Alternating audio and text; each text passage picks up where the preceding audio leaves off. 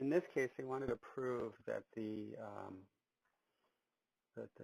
decedent, what I call the perp, would not show his arms. He would not show his hand to the officers, and they told him, show us your hands.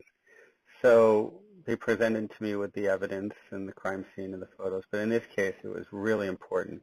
They had some X-rays, which was terrific, and they had some great autopsy photos. So we have an entry on the back, and then we have an exit, and then we have a re-entry, and then we have a broken bone.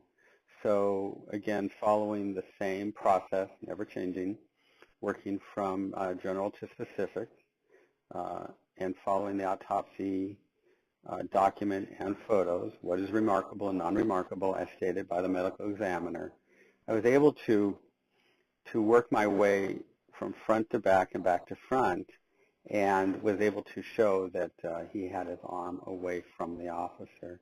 So if you notice in these photos that the bullet entered. Now, one of the things that I do is I put the person in the position they were, but I utilize as much from the autopsy as I can. So these are the real bullet holes right from the autopsy photos. So I just digitally remove it from the person laying on the table and place them on my drawing. The marginal rim of abrasion is very important, and so this allows me to know the angle of the bullet. When the bullet enters the body, it burns the skin, and it pushes the skin in the direction of the bullet, and this will cause what's called a marginal rim of abrasion. In this case, the entry wounds were beautiful. They were textbook entry wounds, and they were textbook exit wounds. So when the bullet enters the body, it's very clean, very pretty, and then when it exits, it's not very pretty. And and then when the bullet re-enters, it's spinning. So then the re-entry is even less pretty, and in this case, it was textbook.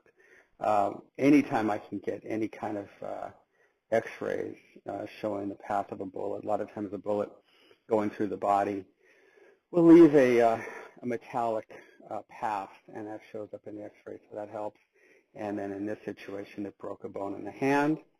So when we line that up with the entry, the exit, and the re-entry, and along with that broken bone, it gave us a very beautiful trajectory, and it showed that the arm was not facing the officer, and the outcome of this case was very positive.